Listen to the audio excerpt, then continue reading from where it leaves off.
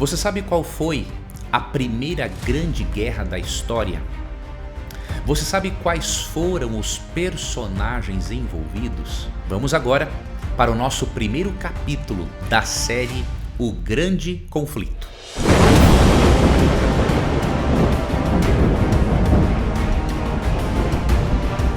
Ao longo desses 3 meses, vamos estudar sobre um dos assuntos mais importantes da Bíblia e que dão lógica à vida religiosa e ao plano de salvação. Vamos estudar sobre o grande conflito cósmico que ocorreu entre Cristo e Satanás. Nós vamos responder perguntas muito importantes, como por exemplo, se Deus é amor e se Deus é totalmente bom, por que o mal existe? Por que crianças sofrem? A existência do mal não seria uma evidência de que não existe um Deus de amor? Como começou o mal? Qual é a solução que Deus provê para o problema do mal? Essas são algumas das questões que eu quero responder com você com base na Bíblia.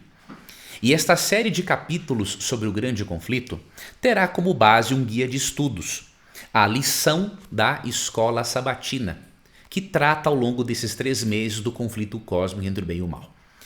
Se você pertence a outra igreja, certamente, se você for um irmão evangélico, você tem a lição da escola dominical. Se você for um católico, você tem algum guia de estudos para grupos que estudam em casa e tudo mais. Se você for um espírita, você vai ter uma outra visão, uma outra literatura, não importa.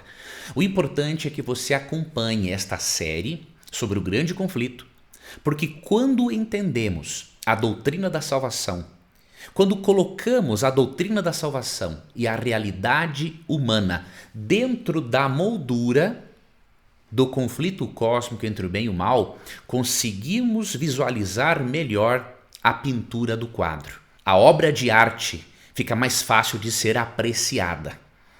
Obviamente, queridos, nós não temos todas as respostas.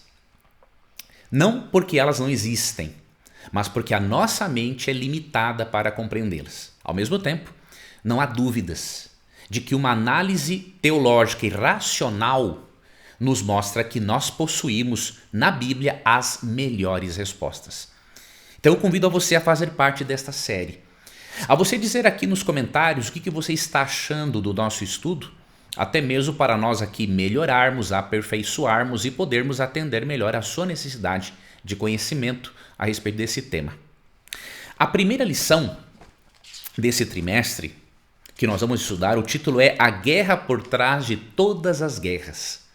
Quando eu me referi logo no início a uma grande guerra que ocorreu na história, antes da Primeira e da Segunda Guerra Mundial, ocorreu uma guerra de proporções cósmicas no céu.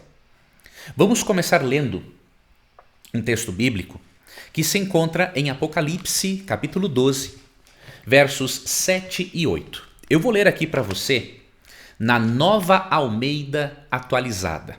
Será a versão padrão que eu vou utilizar aqui ao longo desse trimestre. Obviamente, em outros momentos, eu usarei outras traduções muito boas e eu estarei indicando para você. Vamos começar a ler esse texto que se encontra em Apocalipse, capítulo 12, versos 7 e 8. Então estourou a guerra no céu. Miguel e os seus anjos lutaram contra o dragão. Também o dragão e os seus anjos lutaram, mas não conseguiram sair vitoriosos e não havia mais lugar para eles no céu. Esse texto nos mostra que o conflito cósmico entre o bem e o mal começou, por incrível que pareça, no céu. Houve uma rebelião. Diz o texto que Miguel e seus anjos lutaram contra o dragão e seus anjos. Neste contexto, Miguel é um nome de guerra do divino Jesus Cristo. E dragão, de acordo com Apocalipse 12, 9, é uma referência a Satanás. Ok? Então, houve um conflito cósmico ao ponto de, na Nova Almeida Atualizada, dizer o seguinte: então, estourou a guerra no céu. Esta guerra é de natureza cósmica. tem origem no céu. Então, antes de os problemas começarem no nosso planeta, houve um momento na eternidade em que seres livres, seres angelicais, decidiram se rebelar contra Deus. E aí você pode estar se perguntando, Leandro, mas se Deus é amor, por que essas coisas acontecem? Veja, a partir do momento em que Deus é amor, essa é a natureza dele, de acordo com 1 João 4, 8 e 16, para Deus agir de acordo com a sua natureza, ele precisa criar seres livres. Porque o verdadeiro amor, ele não pode ser imposto, ele é conquistado. O verdadeiro amor só existe onde há liberdade para amar ou não. Então, a partir do momento em que Deus cria o primeiro ser livre, com livre-arbítrio, Deus já está dando a possibilidade deste ser não amá-lo. Para Deus não criar seres livres, isso traria um problema absurdo, uma contradição sem solução com a sua própria natureza. Considerando que o amor, ele é conquistado e não imposto. Então, em primeiro lugar, lembre-se que quando Deus dá-nos a possibilidade do mal, ele está fazendo isso em resposta à sua natureza amorosa. E ele faz isso, obviamente, dando-nos o livre-arbítrio. E este livre-arbítrio, ele deu para todas as suas criaturas. Às vezes as pessoas me perguntam, por exemplo, no Na Mira da Verdade, mas por que então Deus, se não seria melhor Deus não criar Lúcifer? A não criação de Lúcifer não garante que outro ser não pudesse se rebelar, porque Deus não criou apenas Lúcifer com o livre-arbítrio.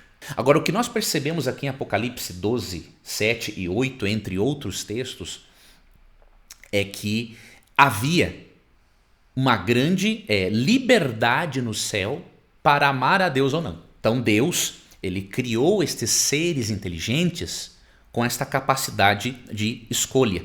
E Deus não poderia, lá no início da rebelião, destruir Lúcifer. Deus estaria agindo de uma forma muito irresponsável. Por quê? Porque, de acordo com Apocalipse 12, verso 3, esse texto diz que o dragão, ele com a sua cauda, no verso 4, arrastou a terça parte das estrelas do céu, as quais lançou para a terra. Em Apocalipse, e neste contexto simbólico, estrela, você pode ler também Apocalipse 1, 20, estrela é um símbolo de anjos. Então, quando diz que o dragão com a sua cauda arrasta para a terra um terço das estrelas, se refere a um terço dos anjos. O que isso significa? Ele enganou pelo menos 33% dos anjos. Ele trouxe para o seu lado 33% dos anjos. Imagine Deus de cara destruir Satanás sem desmascará-lo diante do universo. Deus traria um problema, um caos para o universo. Quando, por exemplo, alguém quer realizar a chamada queima de arquivo, costuma-se matar alguém que tem provas contra este criminoso. Então, se Deus destrói Lúcifer no início, isso poderia ter sido visto como uma espécie de queima de arquivo. Opa, Deus o destruiu porque ele tinha alguma coisa verdadeira para contar e Deus quer esconder. Então Deus teve que deixar que a história seguisse o seu curso normal. Deus, obviamente, tendo o controle sobre certos acontecimentos, mas deixando a história seguir o seu curso normal, para que Satanás fosse desmascarado diante do universo. E foi exatamente na cruz que isto ocorre de uma forma muito plena. Ali em Colossenses 2, 14 e 15 é dito que Cristo expôs à vergonha as potestades espirituais do mal. Como? Quando? Na cruz. Quando Cristo morre na cruz, ele prova que Deus é amor e justiça ao mesmo tempo. E ele mostra a todo o universo a malignidade de Satanás ao ponto de torturar o próprio Criador na sua forma divina humana na cruz do Calvário. Nós percebemos aqui também no texto bíblico, né, que quando Deus criou esses seres angelicais, incluindo Lúcifer, com livre arbítrio, Deus criou esses seres perfeitos. Então isso você tem que considerar. Deus não criou o diabo, caluniador, enganador. Deus não criou o Satanás, que significa adversário. Ele criou Lúcifer. Alguns argumentam o seguinte: na Bíblia não existe o nome Lúcifer. Veja, em Isaías 14, 12 a 14, você vê que, na verdade, este termo hebraico para estrela da manhã, simplesmente um dos pais da igreja, no latim, pegou este termo no hebraico, né, traduziu, diríamos assim, para o latim, não é? E aí, estrela da manhã equivale a Lúcifer. Então, o nome latim não se encontra, mas o termo estrela da manhã, se referindo a um anjo de luz, existe. Então não há um problema em chamá-lo de Lúcifer. Não há como alegar essa história de que o diabo, por exemplo, não é um ser real e pessoal. Porque Jesus via Satanás como um ser pessoal. Por exemplo, em Lucas 10, 18, Jesus disse o seguinte: eu via Satanás caindo do céu como um relâmpago.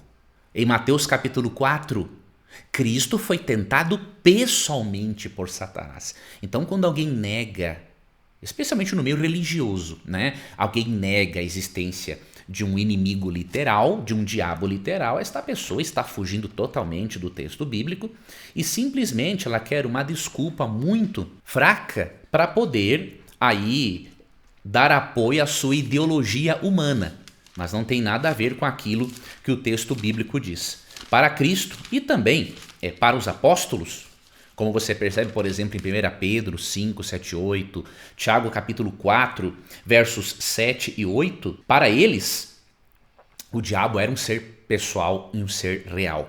Tanto que em Isaías 14, 12 a 14, falando da condição dele antes da queda, esse texto já nos explica parte deste problema, desse mistério. Como que este ser perfeito se tornou imperfeito? Vamos dar uma analisada e ao mesmo tempo reconhecermos que nós não temos todas as respostas, mas as respostas que temos são suficientes para crermos que Deus não é o responsável por isso. Vamos lá, Isaías 14, 12 a 14. Veja como você caiu do céu, ó estrela da manhã, filho da alva. Esta expressão aqui, no latim, vai equivaler a Lúcifer, né? Veja como você foi lançado por terra, você que debilitava as nações. Você pensava assim: subirei ao céu, exaltarei o meu trono acima das estrelas e me assentarei no monte da congregação nas extremidades do norte. Subirei acima das mais altas nuvens e serei semelhante ao Altíssimo. Olha que interessante, aqui nesse texto, Deus manda um recado para o rei de Babilônia e para Lúcifer ao mesmo tempo. Como o rei de Babilônia neste período era muito orgulhoso, Deus contrasta este rei babilônico com Lúcifer, a estrela da manhã, que se rebelou contra Deus. E a essência, a base do pecado dele foi querer ser semelhante a Deus. Ele queria ter não o caráter de Deus, mas o poder e a autoridade de Deus. E aqui começa o problema chamado pecado. Pecado é quando uma criatura... O pecado originalmente ocorreu quando uma criatura tentou se colocar no lugar do Criador. Automaticamente isto causou uma alienação em relação a Deus. Esta alienação faz com que o indivíduo pratique atos pecaminosos, como por exemplo de Apocalipse 12, rebelar-se abertamente contra Deus. E aí diz o texto de Apocalipse 12 e 8, não houve mais no céu lugar para ele. Um outro texto também importante para nós avaliarmos é Ezequiel capítulo 28. Aqui você percebe claramente um ser celestial e angelical envolvido neste conflito cósmico contra Deus.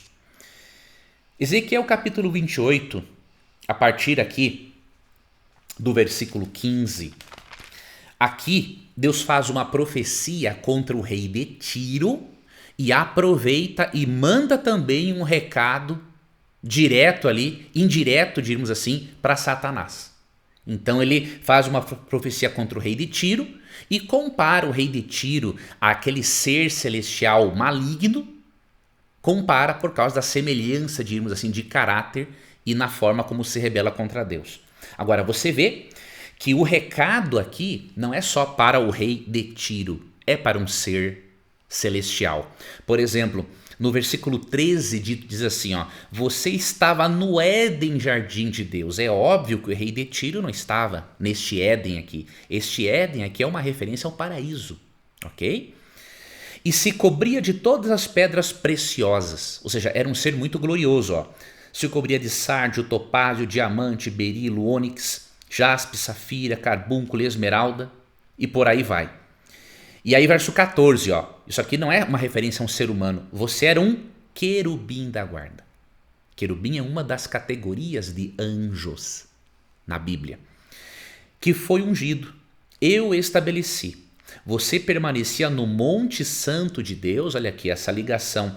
O termo Monte Santo de Deus se refere ao Éden ali do verso 13. Então não é o jardim do Éden na terra, é o paraíso, tá? Que era chamado também desta forma aqui nesse contexto.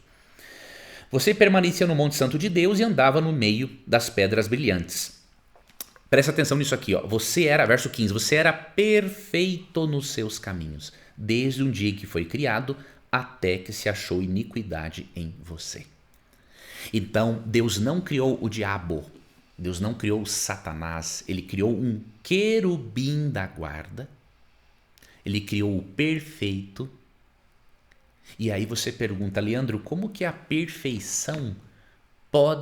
imperfeição pode surgir na perfeição?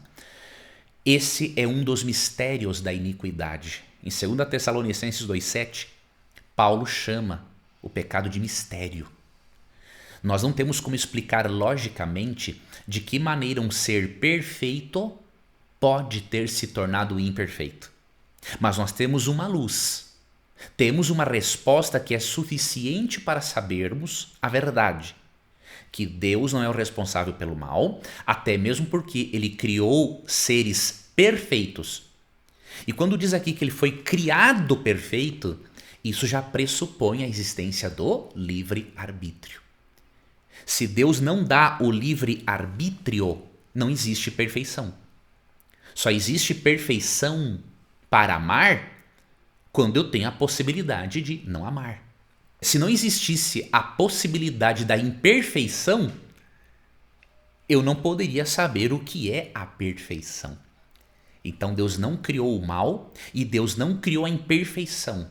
Ele deu a possibilidade do mal e a possibilidade da imperfeição. Porém, ele criou suas criaturas todas perfeitas. E ao dar o livre-arbítrio, ele dá a possibilidade de elas se tornarem perfeitas.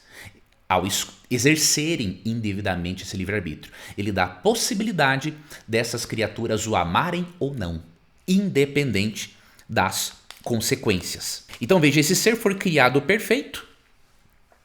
Por causa do seu orgulho, ele se exaltou acima de Deus e chegou um momento em que ele apelou, diríamos assim.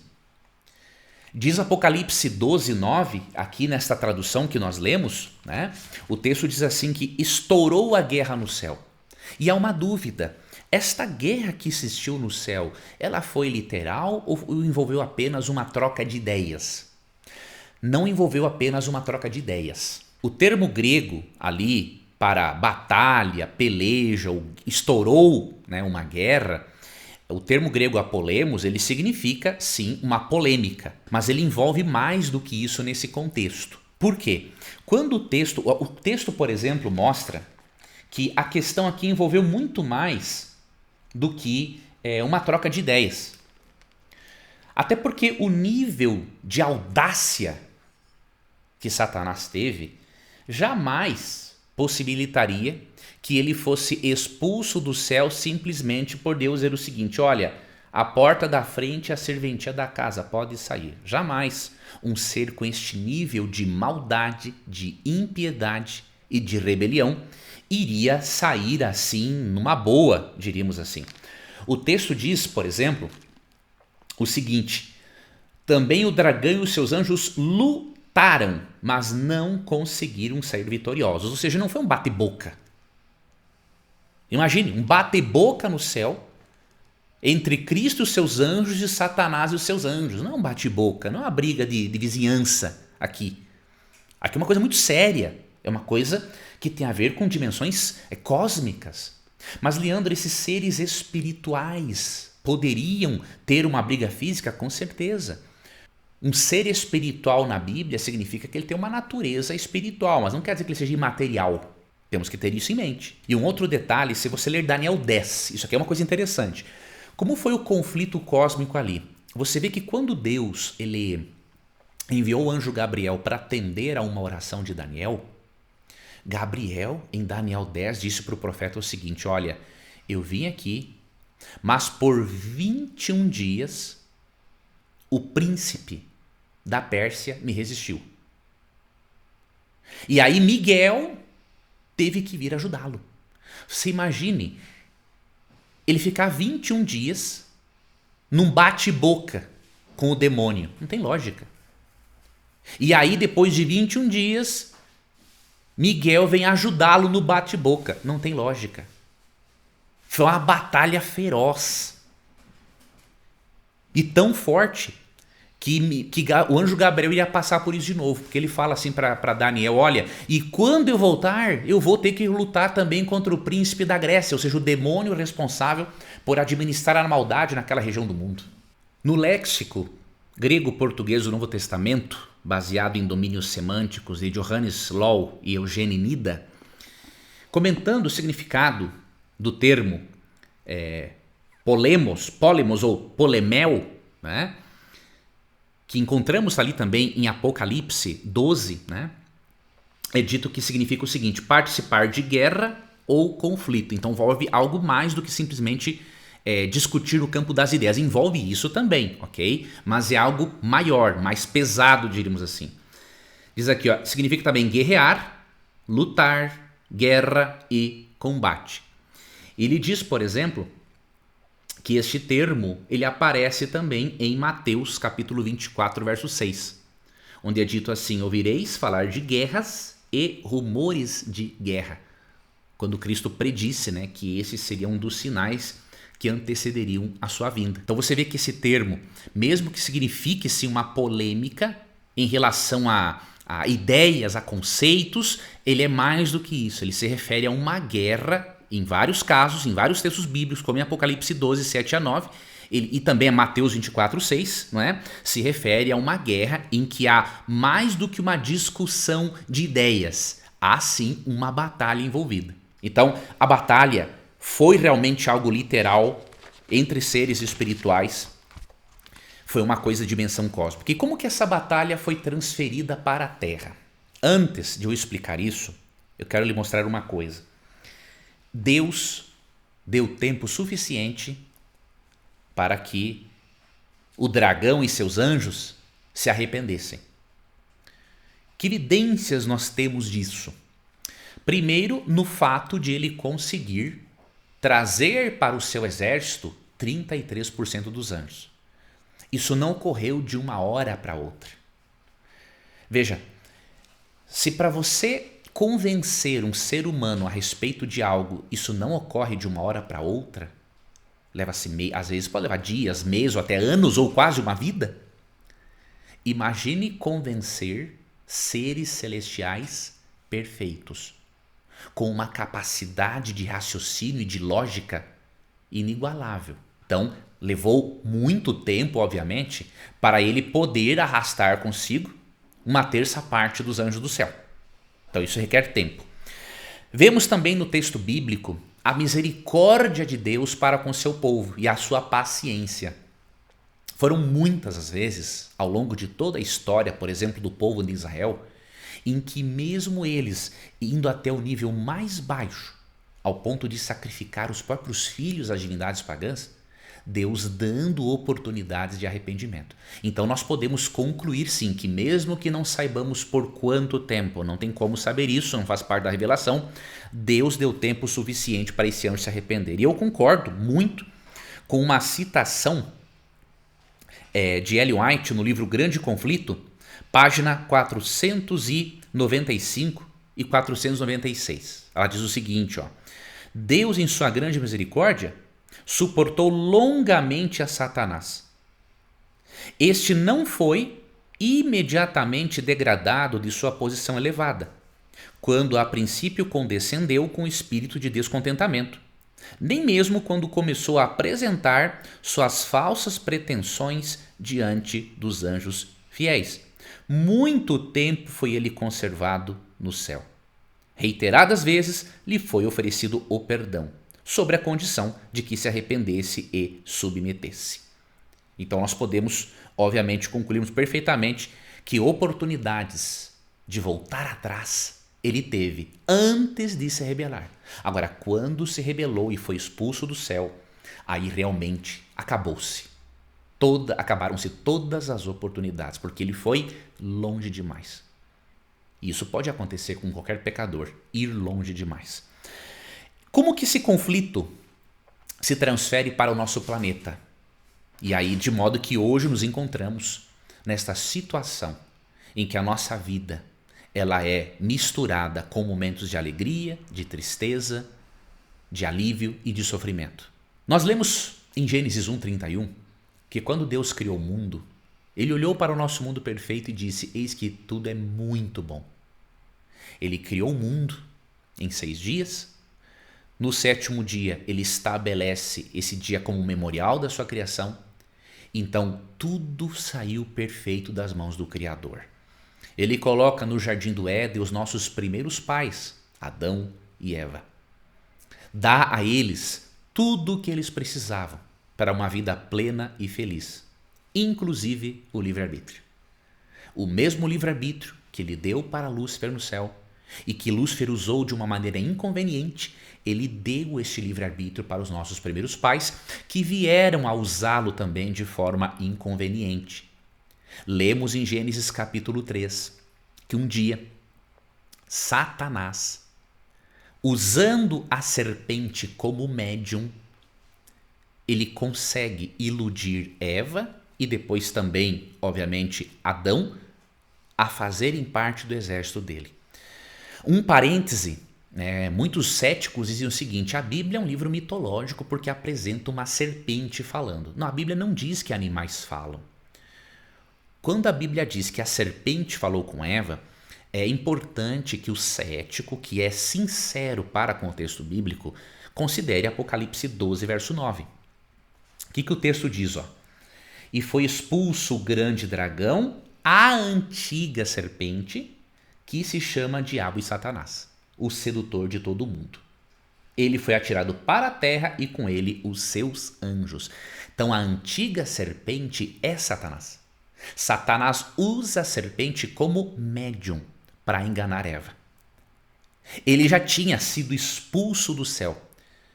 Ok? Ele tinha sido expulso do céu e depois que Deus cria aqui o nosso planeta, ele encontra aqui uma morada. Na verdade, no princípio, ele estava restrito ali ao local da árvore do conhecimento do bem e do mal. Ele não poderia ir atrás de Adão e Eva no jardim do Éden, torrar a paciência deles e levá-los ao pecado, não.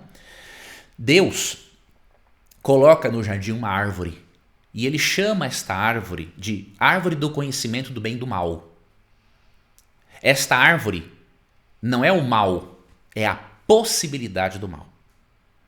A árvore do conhecimento do bem e do mal é uma demonstração do amor de Deus em dar o livre-arbítrio às suas criaturas. Então, quando Deus dá a eles a possibilidade de ele ser amado ou não, ele cria seres livres, de verdade. Porque Deus é amor. Ele não pode criar robôs, porque robôs não amam. Robôs são programados, entre aspas, para obedecer. E Deus não cria seres assim. E aí, olha que interessante. Satanás, usando a serpente como médium, ele tem êxito em implantar ali em Eva o mesmo desejo que Satanás tinha no céu antes da queda. Lembra de Isaías 12 a 14, que diz assim: eu subirei acima das estrelas e serei semelhante ao Altíssimo, pois Satanás disse para Eva que ela também poderia ser. Quando Satanás chega ao ponto de alegar que Deus estava mentindo ou escondendo alguma coisa de Eva e depois também do esposo Adão, é porque Satanás já tinha ido aqui longe demais na sua rebelião, não é? Já tinha realmente sido expulso. E aí ele começa um diálogo de uma forma bem interessante, usando uma estratégia retórica para poder começar um diálogo e poder confundir ela. Diz o seguinte: é verdade que Deus disse não comam do fruto de nenhuma árvore do jardim? Isso chamou a atenção de Eva, porque Deus não disse isso. Olha a resposta dela: do fruto das árvores do jardim podemos comer, mas do fruto da árvore que está no meio do jardim, Deus disse: vocês não devem comer dele, nem tocar nele, para que não venham a morrer. Então Deus já tinha avisado das consequências da desobediência. A imortalidade dos nossos primeiros pais era condicional. Condicional à obediência, à permanência na sua relação com Deus. E aí a serpente disse à mulher, verso 4, é certo que vocês não morrerão, porque Deus sabe que no dia em que dele comerem, os olhos de vocês se abrirão, e como Deus, vocês serão conhecedores do bem e do mal. Vendo a mulher que a árvore era boa para se comer, agradável aos olhos e árvore desejável para dar entendimento, tomou do seu fruto e comeu. E deu também ao marido, e ele comeu. Então os olhos de ambos se abriram e, percebendo que estavam nus, costuraram folhas de figueira e fizeram cintas para si. E segue o relato do capítulo mais triste da Bíblia, quando nossos primeiros pais, assim como Satanás, veem a possibilidade de serem como Deus, conhecedores do bem e do mal. Só que Deus, por ser amor e ser a fonte absoluta de verdade, ele conhece o bem e o que pode acontecer quando há ausência dele e ausência do bem. Eles queriam um conhecimento que não estava disponível a eles. E aí veio todo este problema. Houve uma alienação entre o ser humano e Deus. Você vê em Gênesis 3 que eles passam a fugir de Deus. Antes, quando Deus vinha todas as sardinhas no Éden para conversar com o casal, eles tinham prazer em correr ao encontro dos braços do Criador. Só que naquele momento eles fugiam da sua presença, porque o pecado causa isso, uma alienação entre nós e Deus. Mas graças a Jesus Cristo, este problema pode e foi resolvido, diríamos assim. Em Gênesis 3,15, Deus dá uma promessa para os nossos primeiros pais, antes da sentença. Ele diz que poria uma inimizade entre o descendente da mulher e a descendência da serpente. Mas ele avisou de que a serpente feriria o calcanhar do descendente da mulher, mas o descendente da mulher feriria a cabeça da serpente. Quando você vai para Gálatas, capítulo 3, você percebe no verso 16 que o descendente da mulher é Cristo. Deus promete para Adão e Eva que alguém, a partir da humanidade, e que obviamente era Deus em primeira instância, se transformou em um ser divino humano, diz que o descendente da mulher, Cristo, ele, ao ser torturado na cruz, isso equivaleria ao seu calcanhar receber uma mordida da serpente, algo muito doloroso. Mas, por sua morte e ressurreição, foi como se ele tivesse esmagado a cabeça da serpente. Deus promete para Adão e Eva um Salvador, e Deus promete que o mal não iria triunfar para sempre. Mas, ao mesmo tempo, Deus assumiu a culpa dos pecados da humanidade. E por isso, na cruz, ele pôde demonstrar para o universo que ele é amor demais para nos deixar eternamente perdidos, mas também que ele é justo demais para não punir o pecado. E dessa forma ele pune o pecado nele mesmo, para ele ter o direito legal de perdoar todo aquele que pela fé se apropria do sacrifício substitutivo de Cristo. Teremos muitas coisas para estudarmos ao longo desses 3 meses. Eu dei para você aqui uma breve introdução para que você possa ter um arcabouço bíblico, teológico, teórico para compreendermos as demais questões que analisaremos ao longo do trimestre. Conta para mim o que você achou desse primeiro capítulo da série O Grande Conflito. Tem alguma dúvida? Escreve aqui nos comentários. E não esqueça de você compartilhar esse conteúdo com outras pessoas e de curtir. Não vai tomar o seu tempo, mas vai ser muito importante para esse trabalho que eu estou fazendo. Quando você curte, quando você se inscreve no canal, você está dizendo para o YouTube que este material e este canal são relevantes. E aí, este canal vai alcançar mais pessoas. Então, conto com você, conto com a sua participação, conto com a sua parceria, considerando que eu vou preparar aí um material de qualidade juntamente com o meu câmera, o meu editor, para que você tenha aí o melhor possível da lição desse trimestre e que possa compreender aquilo que a Bíblia realmente revelou para nós sobre os bastidores do conflito cósmico entre o bem e o mal. Eu quero que você finalizar deixando para você uma ilustração. Não tem como entendermos um livro lendo apenas uma página deste livro. Da mesma forma, não temos como entendermos o problema do mal sem considerarmos um enredo maior por trás do problema do mal. E este enredo maior se chama o Grande Conflito, a doutrina do Grande Conflito. Que Deus abençoe a você, que Deus dê a você toda a sua luz necessária para você entender este tema. Um abraço e até o nosso próximo capítulo.